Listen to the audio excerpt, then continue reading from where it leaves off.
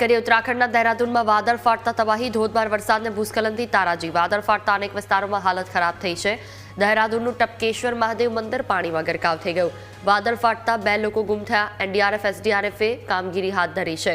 અનેક વિસ્તારોમાં ઘર અને હોટલ્સને ભારે નુકસાન થયું છે। એક્સક્લુઝિવ દ્રશ્યો આપણી ટીવી સ્ક્રીન પર। વાદળ ફાટતા ચારે જગ્યાએથી પાણી જ પાણી। દહેરાદૂનની આ સ્થિતિ છે। વાદળ ફાટતા તબાહી મચી। ધોધમાર વરસાદને કારણે ભૂસ્ખલન થયું છે, જેનાથી મોટી તારાજી સર્જાઈ છે। ન્યૂઝ કેપિટલ પર આ એક્સક્લુઝિવ તસવીરો આપ જોઈ રહ્યા છો કે જ્યાં મંદિર પણ અડધા અડધ પાણીમાં ગરકાવ થઈ ગયા છે। હજી પણ જો આ જ પરિસ્થિતિ રહી તો લોકોને સ્થળાંતર કરવા પડી શકે છે। વાદળ ફાટતા અનેક વિસ્તારોમાં હાલત ખરાબ છે। દહેરાદૂનનું ટપકેશ્વર મંદિર કે જ્યાં આ પરિસ્થિતિ સર્જાઈ છે। અનેક એવા મંદિરો કે જે પૂરેપૂરા પાણીમાં ગરકાવ થઈ ગયા છે।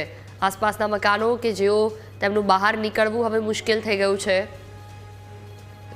વાદળ ફાટતા સતત વરસાદ, જેના લીધે ભૂસ્ખલનની આ સ્થિતિ સર્જાઈ છે અને હજી પણ વરસાદ યથાવત છે। દહેરાદૂનથી આ સીધી તસવીરો। ધોધમાર વરસાદને ભૂસ્ખલનથી તારાજી સર્જાઈ છે। અનેક લોકોની હાલત ખરાબ છે। અનેક એવા પરિવાર કે જેમને સ્થળાંતરિત કરવામાં આવ્યા, તો કેટલાક પરિવાર કે જે ઘરની બહાર પણ નથી નીકળી શકતા। મંદિરો અડધા અડધ પાણીમાં ગરકાવ થઈ ગયા છે। નીચાણવાળા વિસ્તારમાં આવેલા મંદિરો કે જે પૂરેપૂરા પાણીમાં ગરકાવ થઈ ગયા છે। ઘર અને હોટેલને ભારે નુકસાન થયું છે।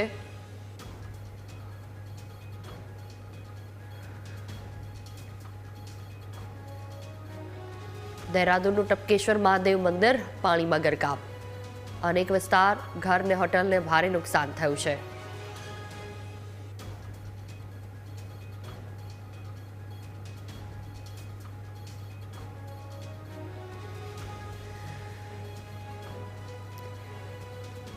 તો આ તસવીરો આપણી ટીવી સ્ક્રીન પર કે જ્યાં ઉત્તરાખંડમાં દહેરાદૂનમાં વાદળ ફાટતા સ્થિતિ સર્જાઈ છે।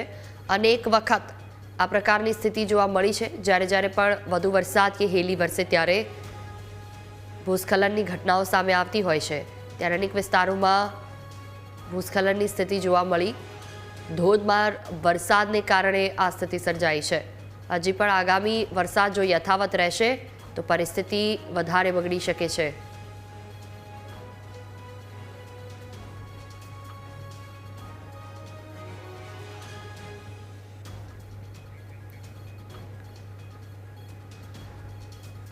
તો વાદળ ફાટતા 2 લોકો ગુમ થયા છે। એનડીઆરએફ અને એસડીઆરએફની ટીમે પણ કામગીરી હાથ ધરી છે।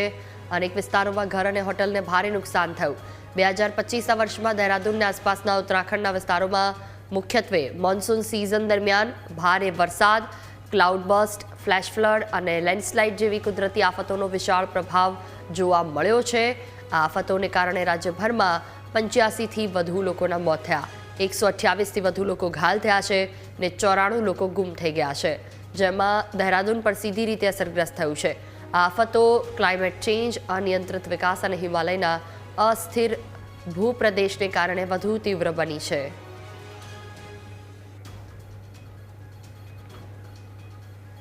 તો આ તસવીરો આપણી ટીવી સ્ક્રીન પર। અનેક વિસ્તારોમાં ઘર અને હોટલને ભારે નુકસાન થયું છે અને હજી પણ વધુ વરસાદને કારણે આ સ્થિતિ રહી શકે છે। વાદળ ફાટતા અનેક વિસ્તારોમાં હાલત ખરાબ છે અને જો હજી આ જ પ્રકારની સ્થિતિ રહી તો આવનારા સમયમાં અન્ય લોકોને પણ ખસેડવાની ફરજ પડશે। અત્યાર સુધીમાં 94 લોકો ગુમ થયાના સમાચાર છે। 128થી વધુ લોકો કે જેમનો પણ હાલ કોઈ પતો નથી। ઘર અને હોટલને ભારે નુકસાન થયું તો મંદિરો પાણીમાં ગરકાવ થઈ ગયા છે। દહેરાદૂનથી આ સીધી તસવીરો જોઈને જ અનુમાન લગાવી શકાય કે ક્યાં શું સ્થિતિ છે।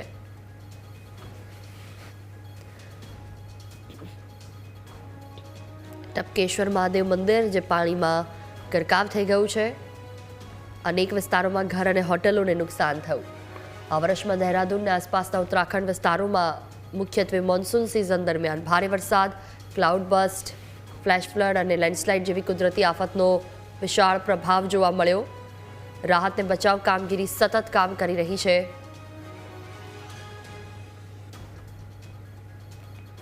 હિમાલયના અસ્થિર ભૂપ્રદેશને કારણે તે વધુ તીવ્ર બની છે. પીએમ મોદી 11 સપ્ટેમ્બર 2025ના દહેરાદૂનના અસરગ્રસ્તોને મળ્યા હતા. એનડીઆરએફ એસડીઆરએફની ટીમોની પ્રશંસા કરી. રૂપિયા 2 લાખ મૃતક કુટુંબને અને 50,000 ઘાયલોને એક્સ ગ્રેશિયા જાહેરાત કરી હતી.